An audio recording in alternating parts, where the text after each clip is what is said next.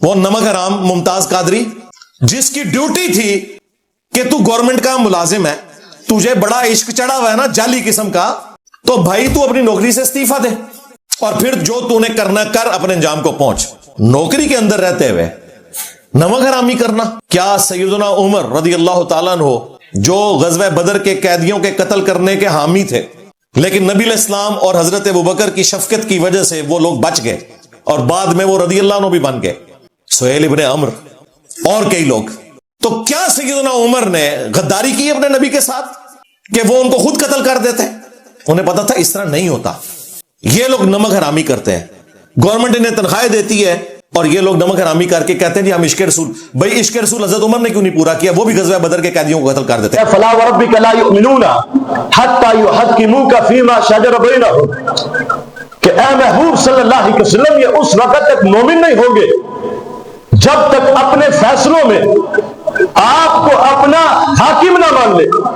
فیصلہ ایک منافق اور یہودی لے کر آئے تھے سرکار کی بارگاہ عالیہ میں, تو یہودی اپنے معاملے میں حق پہ تھا تو سرکار نے فیصلہ یہودی کے حق میں دے دیا.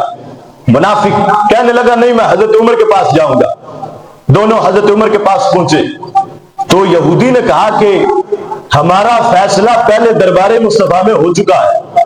حضرت عمر رضی اللہ تعالیٰ عنہ نے فرمایا میں ابھی آتا ہوں.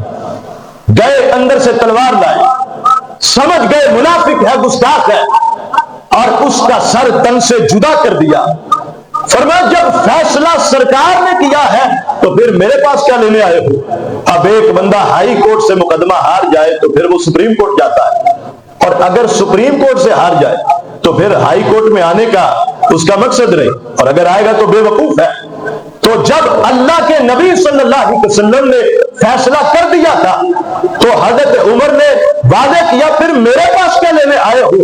تو جو سرکار کا حکم نہ مانے تو حضرت عمر سمجھ گئے کہ یہ بندہ منافق ہے اور گستاخ ہے. فرمایا کہ جو فیصلہ سرکار کا نہ مانے اس کا فیصلہ عمر کی تلوار کرتی ہے, اور حضرت عمر سمجھ گئے کہ یہ گستاخ ہے, منافق ہے. اور اگر گستاخ رسول کے لیے چھٹی ہوتی کہ اس کے بارے میں نرم رویہ رکھو تو اللہ قرآن نازل کر دیتا, رسول اللہ صلی اللہ علیہ وسلم روک دیتے کہ تم نے ایک جان کو قتل کیا, اور ایک جان کا قتل ساری انسانیت کا قتل ہے. مگر ایسا نہیں ہوا.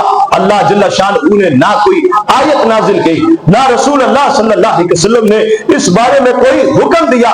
حضرت عمر کے اس فعل کو مانا گیا کہ گستاخ رسول دنیا کے کسی بھی کونے میں ہو تو یہ حاکم کی ذمہ داری نہیں کہ اسے کافر کردار تک پہنچے. جہاں سرکار کا کوئی امتی کسی گستاخ کو پائے اسے قتل کر دے تو حضرت عمر کی سنت کو ادا کرنے والا ہوگا, صحابہ کرام کے طور طریقے پر جو ہے وہ عمل کرنے والا ہوگا. اگر اس کے لیے معافی ہوتی قرآن کی آیت اتر جاتی, وہی آ جاتی, اللہ کے محبوب صلی اللہ علیہ وسلم اسے آپ روک دیتے. مگر حضرت عمر نے اسے کچھ مہلت نہیں دی, اس چیز کو واضح کیا اے امت مصطفیٰ صلی اللہ علیہ وسلم کے مجاہدوں, ختم نبوت اور ناموس رسالت کے پہرے داروں, وہ گستاخ چاہے دنیا کے کسی بھی کونے میں ہو, فرانس میں ہو, انڈیا کے اندر ہو, ڈنمارک کے اندر ہو, دنیا کے کسی بھی کونے میں ہو, اسے جینے کا کوئی حق نہیں ہے. وہ سرکار کی توہین کر کے اپنا جینے کا حق کھو بیٹھا ہے.